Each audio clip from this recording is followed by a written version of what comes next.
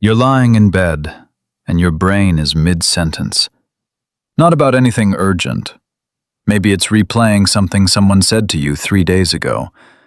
Maybe it's rewriting a conversation that hasn't happened yet.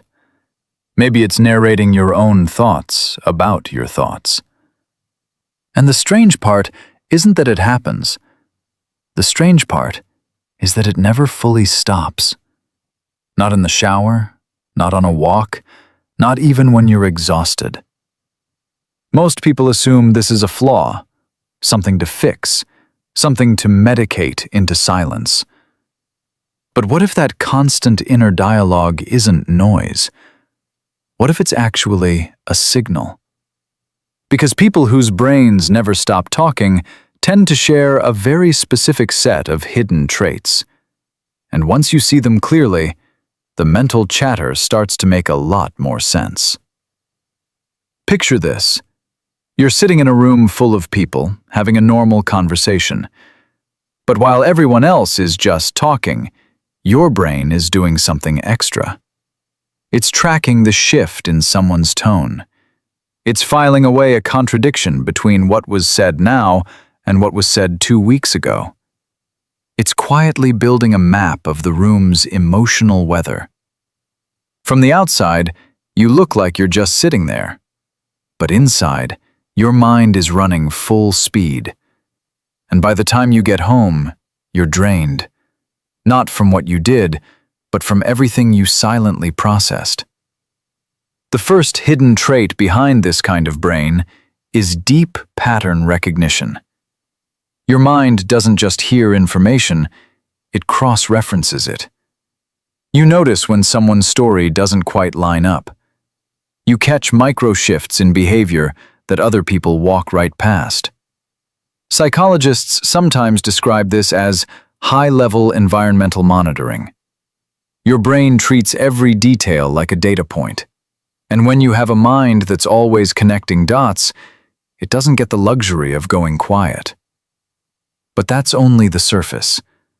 The second trait is something harder to see: delayed emotional processing. You don't always feel things in the moment. Sometimes a conversation will seem fine while it's happening, and then 4 hours later, something about it hits you. Your brain keeps emotional files open long after the interaction is over. It's not that you're dramatic, it's that your system processes feeling on a delay. Like your mind needs silence to finally hear what your body already knew. Here's where it gets more interesting. The third trait is hyper-awareness of others. You walk into a room and you can feel the tension before anyone speaks. You notice when someone's laugh doesn't reach their eyes. You pick up on the thing that wasn't said. Research on emotional sensitivity suggests that some people's nervous systems are simply wired to absorb more social information per second. And when your radar is always on, your brain has no choice but to keep interpreting. The fourth trait is one most people don't expect: a deep need for internal coherence. Your mind won't rest until things make sense. If someone's behavior doesn't match their words, your brain will loop on it. If you can't find a reason for how you're feeling, your thoughts will circle until they land on something. It's not obsession. It's your brain refusing to store something it hasn't organized yet. You think of your mind like a filing system that won't close the drawer until every page is in order. And this connects to something even deeper: the fifth trait: creative wiring. That voice in your head isn't always worrying.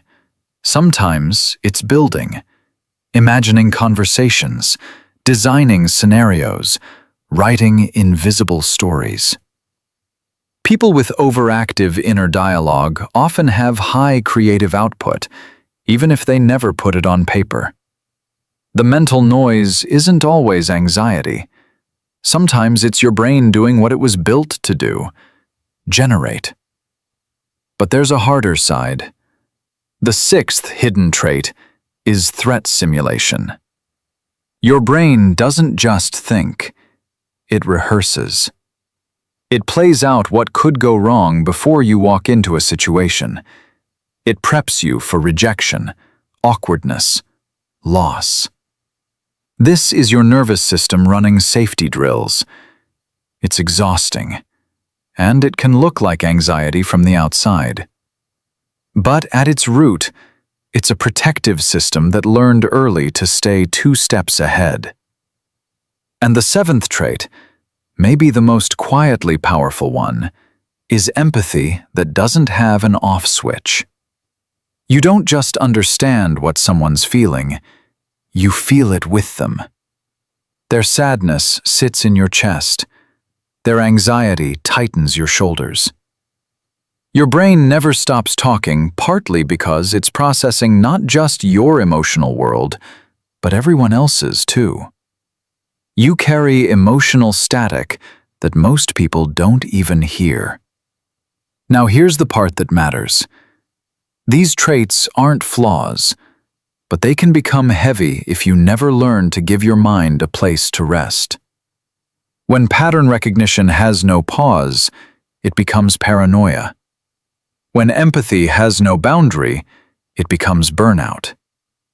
When the need for coherence has no flexibility, it becomes rumination. The mental chatter isn't the enemy, but it does need space, rhythm, and the occasional permission to be incomplete. Because here's what's actually true about you. You don't have a loud brain because something went wrong. You have a loud brain because you're processing the world at a depth most people never reach. The noise was never pointless. It was just your mind trying to make sense of a world that doesn't always make sense. And that's not a disorder. That's a form of intelligence that nobody taught you how to carry.